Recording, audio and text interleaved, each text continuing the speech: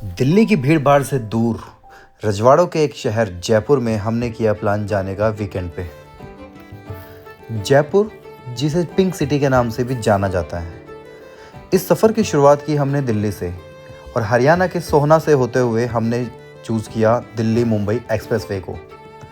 ये Delhi Mumbai expressway total 1386 यानी 1386 kilometre लंबा है, जो दिल्ली को मुंबई से जोड़ेगा कुछ समय के बाद। फ़िलहाल इसमें बहुत सारे एग्ज़िट है, जिसमें से एक एग्ज़िट जयपुर का भी है जो हम लेंगे आगे जाके। इस एक्सप्रेसवे पे आपको हर 5 से 10 किलोमीटर पे बहुत सारे पिट स्टॉप मिलेंगे, जहाँ पे आप खाना खा सकते हो, रेस्ट कर सकते हो और गाड़ी में फ्यूल भी डलवा सकते हो। चारों तरफ से अरावली से घिरे इस एक्सप्रेसवे पे गाड़ी चलाने का एक अलग ही माहौल होता है। एक्सप्रेसवे से एग्ज़िट लेने के बाद जब आप जयपुर की तरफ जाते हो तो जयपुर से थोड़ा ही पहले एक टनल आती है। ये टनल कुछ इस तरीके की है जैसे इसको अधूरा ही छोड़ दिया है, बट जैसे इस टनल से बाहर आप निकलोगे तो आपको पता लगेगा कि इसको पिंक सिटी क्यों कहते हैं। चारों तरफ जो भी मकान बिल्डिंग आपको दिखेंगी वो कुछ लाल पत्थर से बनी होगी, जो आपको एक पिंक सिटी का आइडिया। अपनी डेस्टिनेशन पे पहुंचने के बाद हमने चेक इन किया अपने होटल में, जिसका नाम था रामाडा, और ये जयपुर नॉर्थ में है और यहाँ से हवा महल की दूरी कुल 5 से 6 किलोमीटर दूर थी।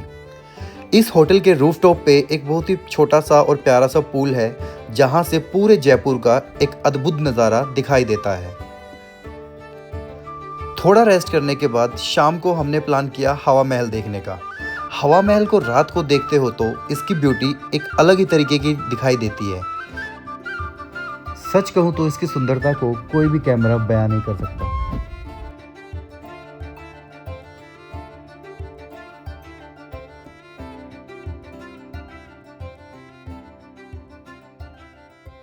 अगले दिन हमने प्लान किया जयपुर के फोर्ट्स एंड पैलेसेस को विजिट करने का, और इसकी शुरुआत होती है जयपुर के मार्केट से।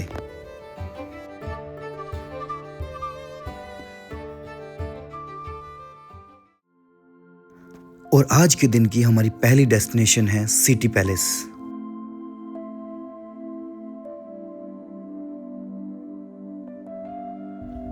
इस पैलेस को जयपुर के राजा पद्मनाभ ने बनाया था, जिसको लगभग सन 1960 में इसे एक म्यूजियम में कन्वर्ट कर दिया गया था।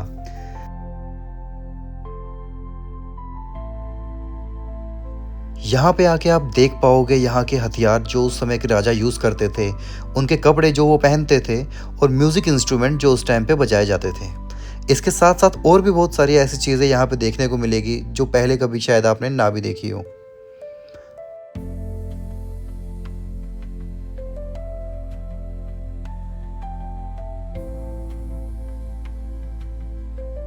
इस पैलेस का आधा हिस्सा अभी भी म्यूजियम में कन्वर्ट नहीं किया है, जिसमें राजा की फैमिली आज भी रहती है।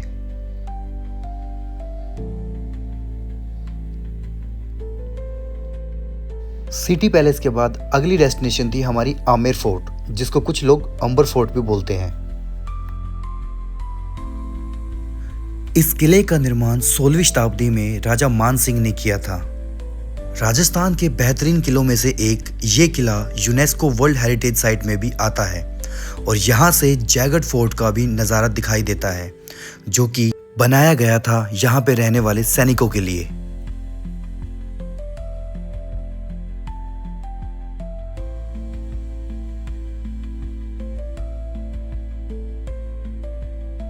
ये किला चारों ओर से अरावली की पहाड़ियों से घिरा हुआ है, और यहाँ से दिखाई देने वाला नज़ारा बहुत ही मैग्निफिसेंट है। यहाँ की चाहे कॉरिडोर हो या यहाँ का शीश महल, उस समय पे जिस तरीके की कारीगरी की गई थी, शायद ही आज की डेट में कोई भी कर पाएगा।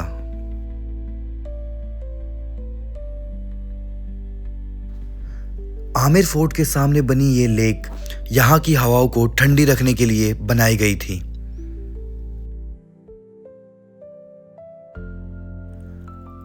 आमेर फोर्ट के बाद हमारी नेक्स्ट डेस्टिनेशन थी नाहरगढ़ फोर्ट, जो कि जाना जाता है यहाँ पे होने वाले सनसेट के लिए।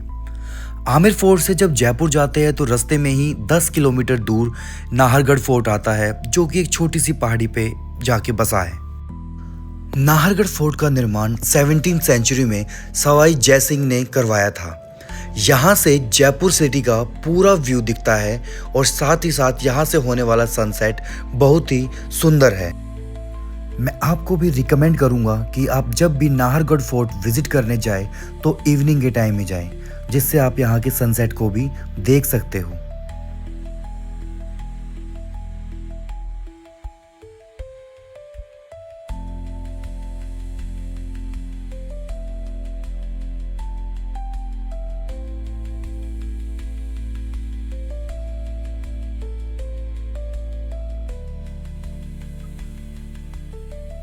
इन छोटी छोटी सीढ़ियों से होके सनसेट एंजॉय करने के लिए आपको जाना पड़ेगा यहाँ के रूफटॉप पे।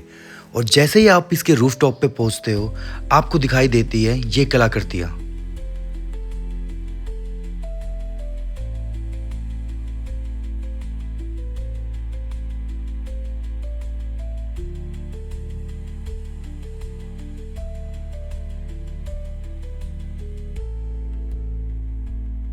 सनसेट होने के बाद थोड़ी देर वापसी में हमने देखा जल महल को और किया अपना आज का दिन खत्म। आज है हमारे जयपुर की ट्रिप का लास्ट डे और अब टाइम आता है जयपुर से दिल्ली वापसी का। लेकिन जयपुर से दिल्ली वापस जाने से पहले एक जगह ऐसी थी जो हम विजिट करना चाहते थे।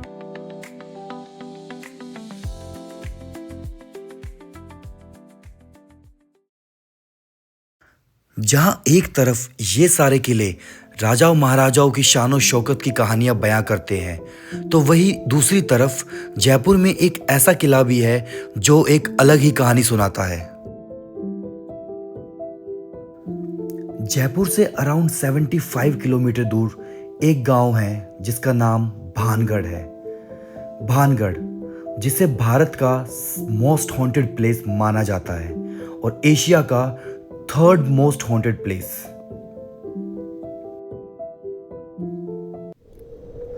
चारों तरफ सन्नाटा, टूटी हुई दीवारें और खंडर पड़ा ये किला एक अलग ही स्टोरी बताता है।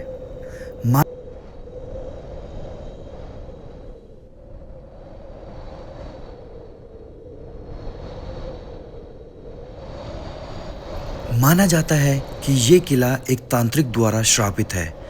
वैसे तो यहाँ की स्टोरी गूगल पे भी अवेलेबल है, लेकिन मैं रिकमेंड करूँगा कि आप जब यहाँ पे जाए तो यहाँ के लोकल गांव वालों से ही इसकी स्टोरी सुने।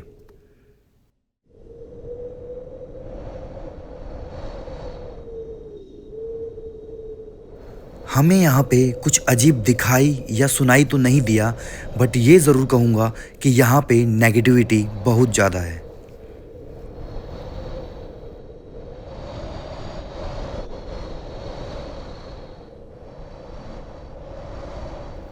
करीब 1 घंटा यहाँ गुजारने के बाद हम चल दिए दिल्ली को वापस।